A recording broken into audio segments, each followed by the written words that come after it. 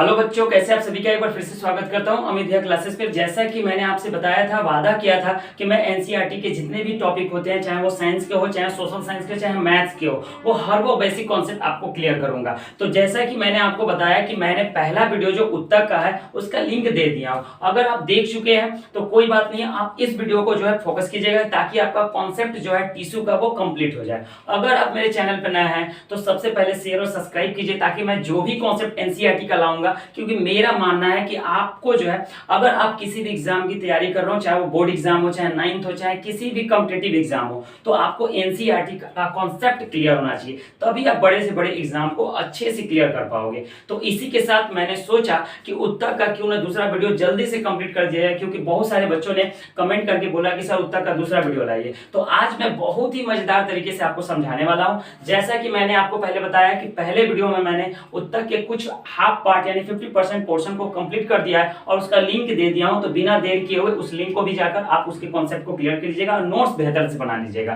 तो इस वीडियो में मैं आपको समझाने वाला हूं कि कंकाल उत्तर क्या है, और इसके बाद पेशी उत्तर बताऊंगा, फिर उसके बाद हमारा तंत्रिका उत्तर क्या है। तो पूरे डिटेल में बताऊंगा, बस भरोसा रखिएगा और अच्छा लगेगा तो शेयर और सब्सक्राइब कीजिएगा। सबसे पहले हमको समझना है कि कंकाल उत्तक यानी स्केलेटन टिश्यू होता क्या है। देखिए, कंकाल उत्तक का मतलब होता है कि जिसके द्वारा हम गति कर रहे हैं। देखिए, अगर हमारे शरीर में हड्डी ना हो तो क्या हम गति कर पाएंगे? नहीं कर पाएंगे। चल फिर पाएंगे? नहीं चल पाएंगे। तो जितने भी हमारे शरीर में कंकाल है, उसी की मदद से हम क्या करते हैं, एक जगह से दूसरी जगह अपने प्रतिक्रिया यानी अपने गति को पूरा करते हैं। दूसरी बात, कंकाल उत्तक की वजह से हमारा शरीर जो है वो मजबूत होता है। अगर हमारे शरीर में कंकाल उत्तक ना हो तो हम लोग जो केचुआ, जिसको गांव की भाषा में चेरा बोलते हैं, ऐसे लुटकाएंगे तो ऐसे लुंज पुंज होते रहेंगे, लेकिन ऐसे हमारे बॉडी में नहीं है। तो किसकी वजह से नहीं है? तो है कंकाल उत्तक की वजह से। बात समझ में आ रही है? अब आइए अब समझते हैं कि कंकाल उत्तक के जितने भी एग्जाम में पूछे जाते क्वेश्चन है उसको समझ जाते हैं। उससे पहले आप एक और बात याद रख लीजिएगा कि कंकाल उत्तक जो है वो एक तरह से एक कार्टिलेज और बोन यानी उपास्थि और अस्थि का एक ढांचा है। कंकाल उत्तक क्या है? उपास्थि और अस्थि का एक ढांचा है। उपास्थि को हम लोग कार्टिलेज बोलते हैं और अस्थि को हम लोग बोन कहते हैं। ये तो आपको क्लियर हो गया।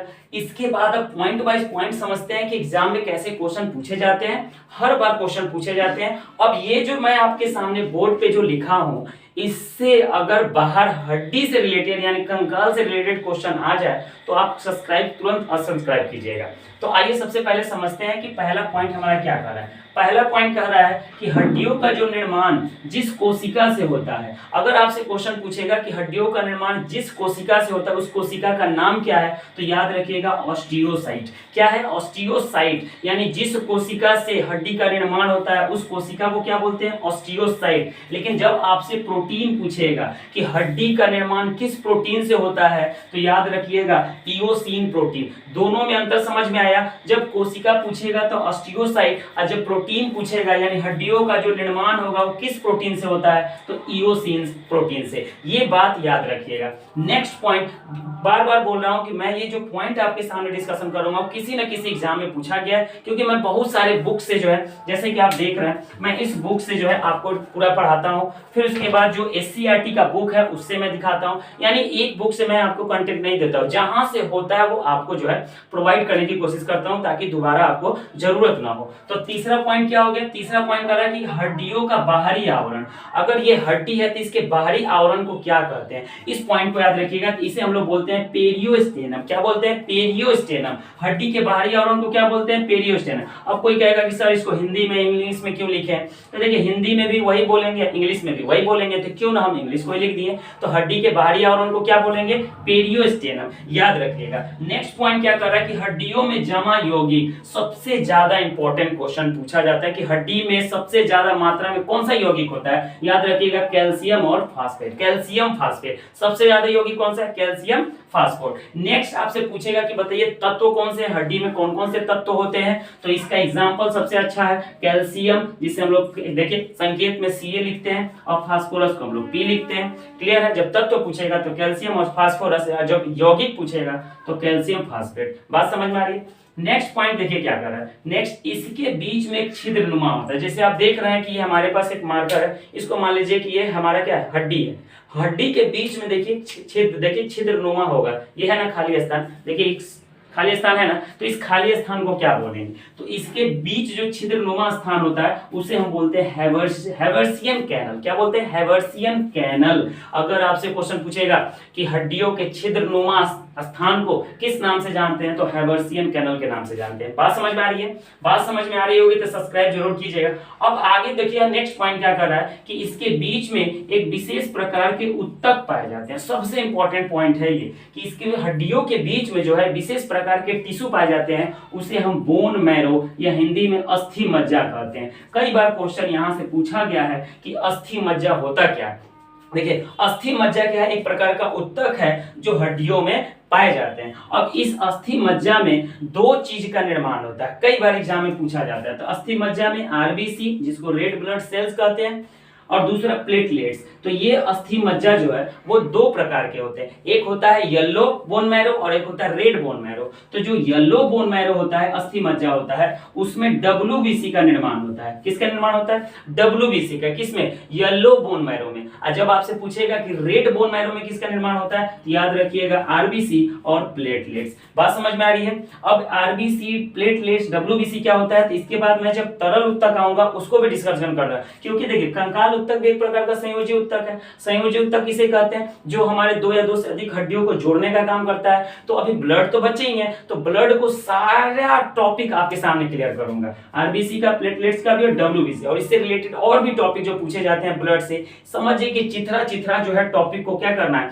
मैं आपके सामने रखूंगा और एक भी क्वेश्चन आपसे छूटेगा नहीं, बस आप वीडियो में बने रहिएगा। तो अस्थि मज्जा कितने प्रकार के होते हैं? दो प्रकार के, एक होता है पीला और एक होता है लाल। पीला में डब्ल्यूबीसी का निर्माण होगा और लाल में आरबीसी और प्लेटलेट्स का निर्माण होगा। बात समझ में आ रही है? इस पॉइंट को थोड़ा समझिए कि इसको जो मैं गोल गोल डिजाइन में क्यों बना दिया, स्पेशल है इसलिए तो बना है। देखिए ये क्या है, हमारे शरीर में सबसे बड़ी हड्डी होती है जिसको हम लोग फीमर कहते हैं। ये कहाँ पाया जाता है? तो जांघ में। कहाँ पाया जाएगा? जांघ में पाया जाएगा, जिसको हम लोग फीमर कहते हैं। सबसे बड़ी हड्डी शरीर में कौन सी है? फीमर, जो कहाँ पाई जाती है? जांघ में। और सबसे छोटी जब पूछेगा स्टेप्स, जिसको हम लोग सबसे छोटी कान में होती है। कान में तीन तरह की हड्डी होती है। कान में कितने तरह की हड्डी होती है? तीन तरह की। एक होता है मेलियस, इनकर और स्टेप्स। स्टेप्स सबसे छोटी हड्डी होती है। तो शरीर की सबसे छोटी हड्डी कौन सी होगी? स्टेप्स, जो कहाँ पाया जाएगा? कान में। बस समझ में आए? नीचे आज एक टॉपिक और जो इंपॉर्टेंट था, तो मैंने सोचा क्यों ना बता दूं। तो देखिए हमारे शरीर में जो हड्डी में जो मजबूती होती है वो किस विटामिन की वजह से होती है?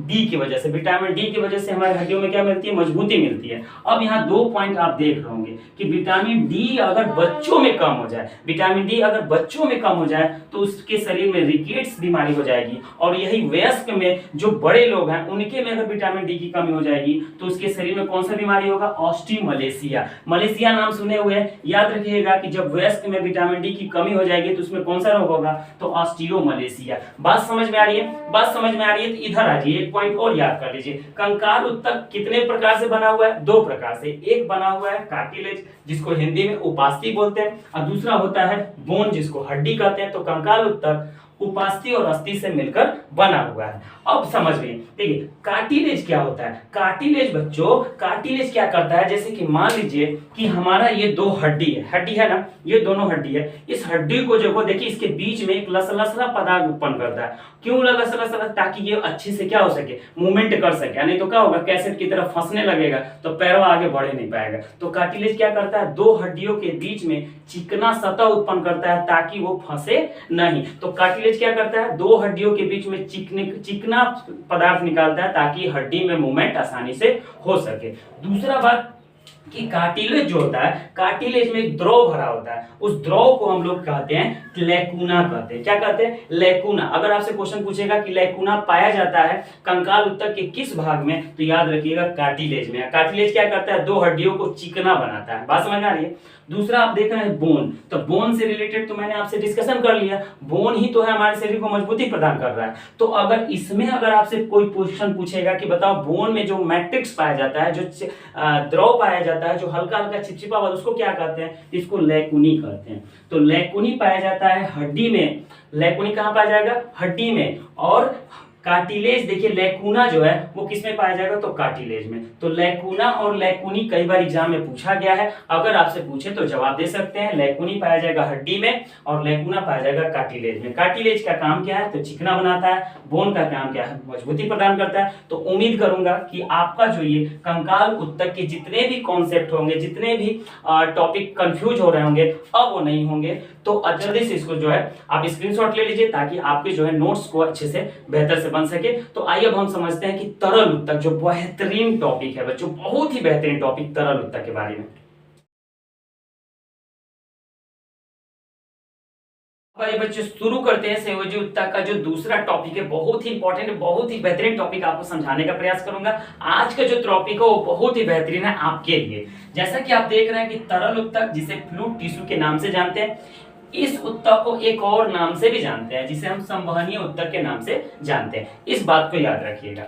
अब ये है क्या, कुछ बेसिक पॉइंट पहले समझ जाते हैं, फिर उसके बाद हम रक्त के जितने टाइप हैं, चाहे वो प्लाज्मा हो, आरबीसी हो, डब्ल्यूबीसी हो, प्लेटलेट्स हो, इन सभी के बारे में डिटेल से डिस्कशन करूंगा। तो सबसे पहले जो बेसिक चीज है, जो तरल उत्तक है क्या, सबसे पहले उसको समझ जाते हैं। देखिए तरल उत्तक भी एक प्रकार का संयोजी उत्तक है और हमारे शरीर को एक दूसरे से क्या किया जाता है, जोड़े रखता है। पहला पॉइंट याद रखना है। पहला पॉइंट क्या कर रहा है कि जो भी तरल उत्तक यानी जो भी रक्त का अध्ययन करेगा, क्योंकि तरल उत्तक तो हमारे शरीर में रक्त से ही रिलेटेड है, तो जो भी रक्त का अध्ययन करेगा उसे हम सेरोलॉजी या हेमेटोलॉजी कहते हैं। क्या कहते हैं, तो रक्त का अध्ययन या रुधिर का जो अध्ययन करेगा उसे क्या कहते हैं, सेरोलॉजी या हेमेटोलॉजी। बात समझ में आ रही है। जो रक्त है हमारे शरीर में वह कौन सा उत्तक है, और ये जो तरल उत्तक या संवहनी उत्तक वह कौन सा उत्तक है, तो इसे हम लोग संयोजी उत्तक के नाम से जानते हैं, कनेक्टिव टिश्यू के नाम से जानते हैं।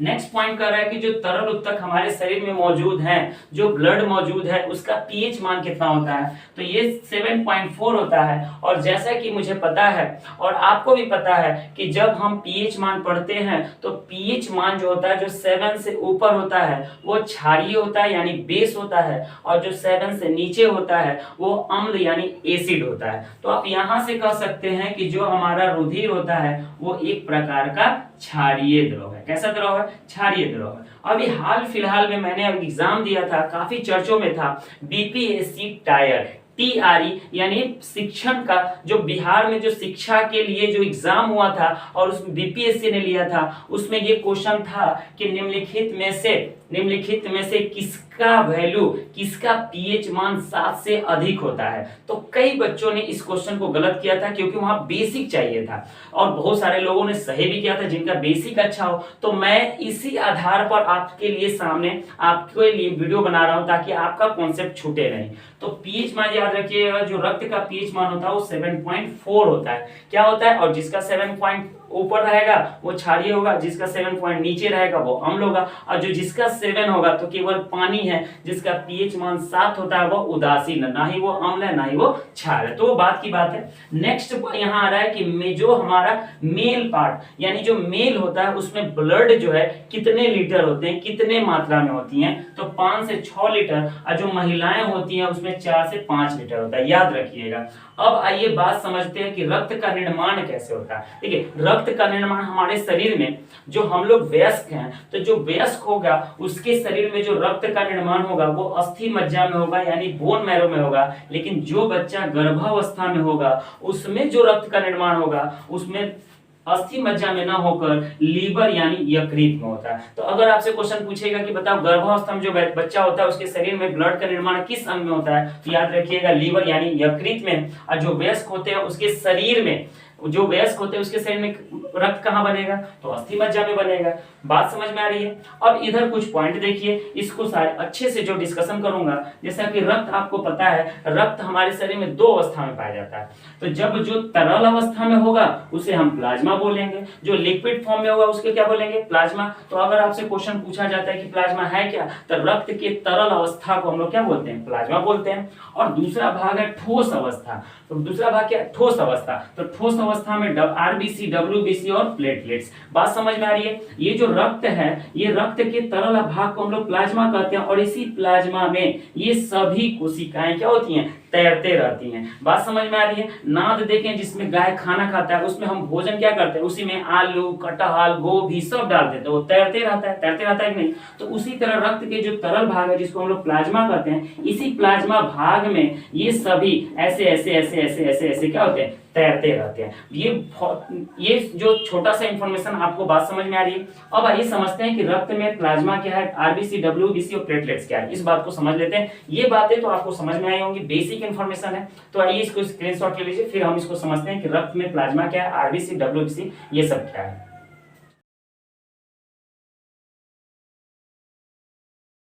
अब आइए बच्चों समझते हैं बहुत ही बेहतरीन टॉपिक प्लाज्मा। हर बार क्वेश्चन में पूछा जाता है कि प्लाज्मा होता क्या है। अक्सर आप देखे होंगे कि जब कोरोना काल का समय आया था तो जो व्यक्ति कोरोना पॉजिटिव से वो क्या होता था? ठीक हो जाता था। तो कई सरकारें, दिल्ली सरकारें ने क्या की कि जितने भी पेशेंट ठीक हो जा रहे थे कोरोना से, तो उनको जो रिक्वेस्ट किया कि आप अपना प्लाज्मा हमको डोनेट कीजिए ताकि और भी किसी लोगों की जान क्या हो सके? बचाई जा सके। तो ये प्लाज्मा होता क्या है, अक्सर आपके मन में चलता होगा। तो आइए समझते हैं कि प्लाज्मा क्या है। बहुत ही बेहतरीन तरीके से समझाने का प्रयास करूंगा। देखिए प्लाज्मा, प्लाज्मा को इंग्लिश में भी प्लाज्मा, हिंदी में प्लाज्मा। प्लाज्मा है क्या? तो जो रक्त जो है, जो तरल अवस्था होता है, तरल अवस्था यानी रक्त जो हमारा लिक्विड रूप में होता है, उसी को हम लोग क्या कहते हैं? प्लाज्मा कहते हैं। बात समझ में आ रहा है? जो हमारा ब्लड किस अवस्था में हो? तरल अवस्था में, तो तरल अवस्था को हम लोग क्या कहते हैं? प्लाज्मा कहते हैं। बात समझ में आ रहा है? अब इस प्लाज्मा का रंग कैसा होता है? देखिए इसका रंग होता है हल्का सा पीला। कैसा होता है? प्लाज्मा का जो रंग होता है वो कैसा होता है? हल्का सा पीला। और ये स्वाद में हल्का सा ये क्षारीय भी होता है। इस पॉइंट को याद रखिएगा। जो प्लाज्मा होता है वो क्या, वो रक्त का तरल अवस्था होता है, लेकिन इसका रंग कैसा होता है? तो हल्का पीला रंग का, और स्वाद में कैसा होता है? तो थोड़ा सा क्षारीय होता है। बात समझ में आ रही है? नेक्स्ट क्या कर रहा है कि पूरे शरीर के आयतन के हिसाब से, पूरे शरीर के आयतन के हिसाब से पूरे रक्त का कितना भाग होगा? 55% भाग होगा। कई बार ये क्वेश्चन पूछा जाता है कि प्लाज्मा पूरे रक्त का कितना परसेंट होता है? तो 55% होता है। अब ये 55% को कैसे भागों में बांटा गया इसको समझते हैं। तो देखिए प्लाज्मा जो है पूरे शरीर का कितना परसेंट है? 55% है।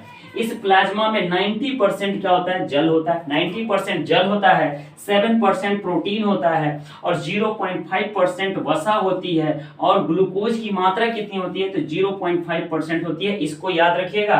और लास्ट हमारे शरीर में अकार्बनिक लवण पाए जाते हैं जिसकी मात्रा 0.18% होती है। बात समझ में आ रही है? पूरे रक्त का कितना भाग प्लाज्मा होता है? तो 55%। 55% को कैसे बांटा गया? तो सबसे पहले क्या किया गया? 55% में कहा गया प्लाज्मा में जो सबसे ज्यादा मात्रा में होता है वो जल होता है। कितना परसेंट? 90% होता है। प्रोटीन 7%, वसा 0.5% और ग्लूकोज 0.5%, और हमारा अकार्बनिक लवण 0.18% होता है, और इसके अलावा कार्बनिक लवण पाए जाते हैं। तो प्लाज्मा की कैटेगरी आपको समझ में आएगा। यहाँ से एक आध दो क्वेश्चन आपको मिलेंगे।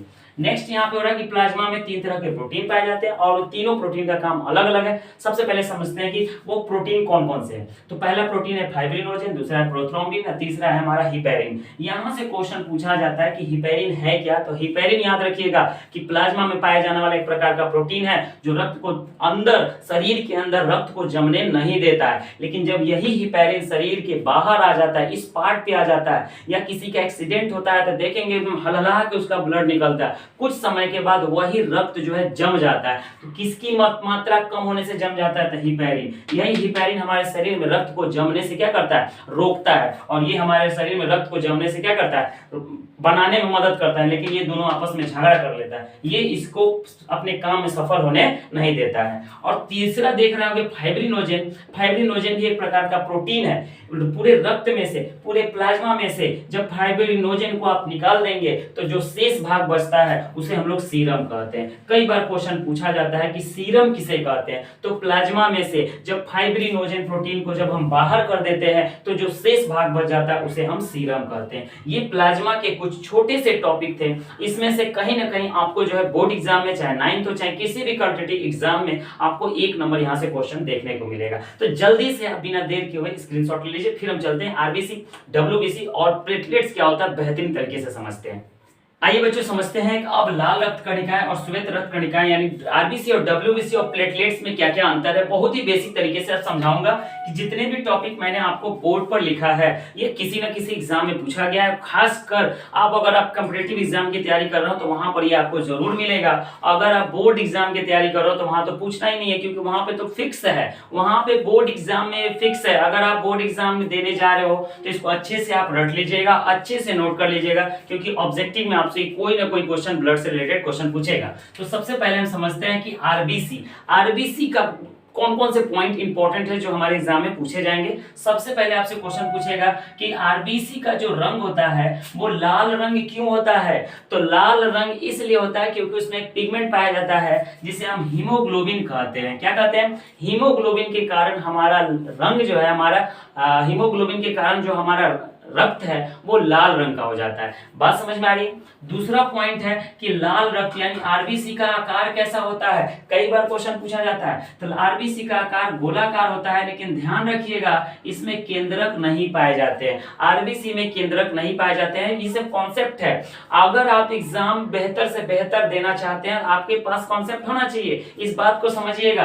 अमित भैया केवल कॉन्सेप्ट की बात करते हैं, तो पूरे वीडियो को देखिएगा। तो इसका आकार क्या होगा? गोलाकार, लेकिन इसमें केंद्रक नहीं पाए जाएंगे। आरबीसी में केंद्रक नहीं होता है। नेक्स्ट होता है कि आरबीसी का जीवन काल 120 दिन का होता है। क्यों 120 दिन का होता है? क्योंकि आरबीसी में जो होता है वो ऑक्सीजन का प्रवाह होता है, इसीलिए ज्यादा दिन तक चलता है। अगर मान लीजिए हम लोग को ऑक्सीजन ना मिले तो क्या हम लोग ज्यादा दिन तक जीवित रह पाएंगे? नहीं रह पाएंगे। तो यही कारण है कि आरबीसी 120 दिन तक जीवित रहता है, और डब्ल्यूबीसी जो है आप देख रहे हैं कि 2 से 10 दिन में ही बेचारा क्या हो जाता है? मर जाता है। क्यों मर जाता है? क्योंकि इसमें जो है हीमोग्लोबिन नहीं पाया जाता है। तो उनको भी पॉइंट को डिटेल में डिस्कशन करूंगा। पहले आरबीसी देख लीजिए। आरबीसी का जीवन काल कितना होगा? 120 दिन का होता है। क्यों होता है? क्योंकि इसमें ऑक्सीजन का प्रवाह होते रहता है।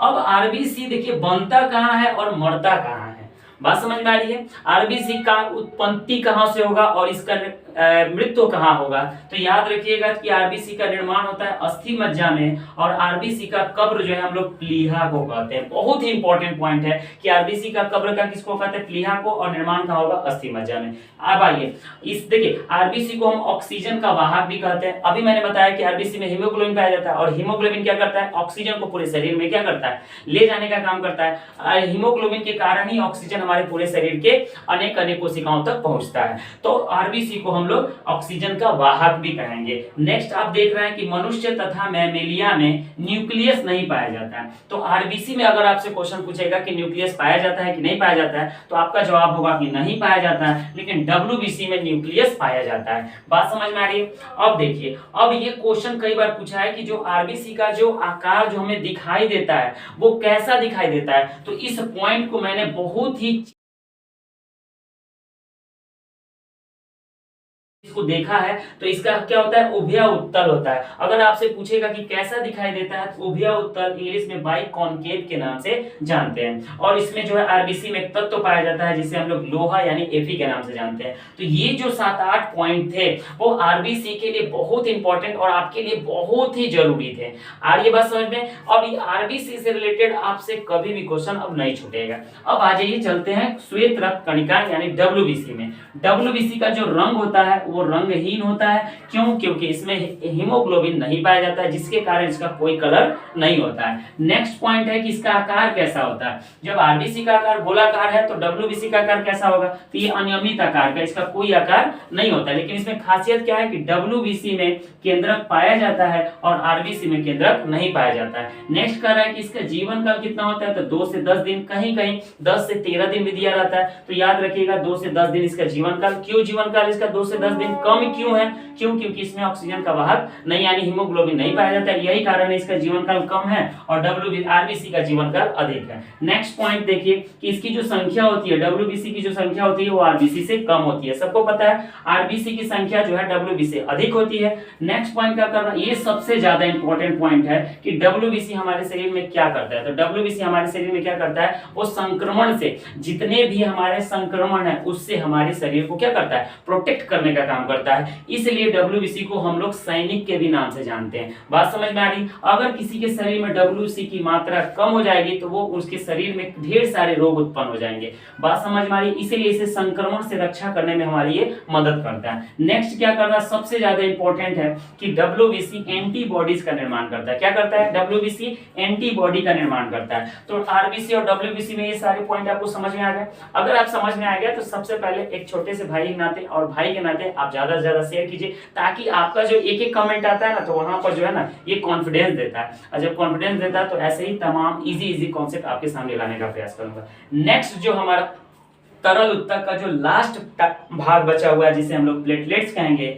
कभी कभार आप पूछेगा कि प्लेटलेट्स को और किस नाम से जानते हैं, इसे देखिए थ्रोम्बोसाइट के नाम से जानते हैं। किस नाम से जानते हैं? थ्रोम्बोसाइट। अब प्लेटलेट्स का एक ही काम है, रक्त का थक्का बनने में मदद करता है, रक्त का थक्का यानी क्लोटिंग करने का काम करता है। तो ये बातें आपको समझ में आए होंगे। अगर समझ में आए होंगे तो जल्दी से स्क्रीनशॉट ले लीजिए, और मेरा जो नेक्स्ट वीडियो होगा, और एक अनाउंसमेंट आप कर दे रहा हूं, अगर आप मान लीजिए कि बोर्ड एग्जाम की तैयारी नहीं कर रहे हैं लेकिन आप किसी भी एग्जाम की तैयारी कर रहे हैं, तो आप विश्वास कीजिए कि मैं आपको जो है NCERT का हर वो टॉपिक आपके सामने लाऊंगा और हर बार लाऊंगा। लेकिन कैसे पता चले कि मैं आपके लिए वीडियो ला रहा हूं? तो सबसे पहले आपको सब्सक्राइब करना होगा और शेयर करना होगा। अच्छा लगेगा तभी कीजिएगा, दोबारा करने की जरूरत नहीं है। तो इसी के साथ आप सभी को अलविदा बोलते हैं। जय हिंद।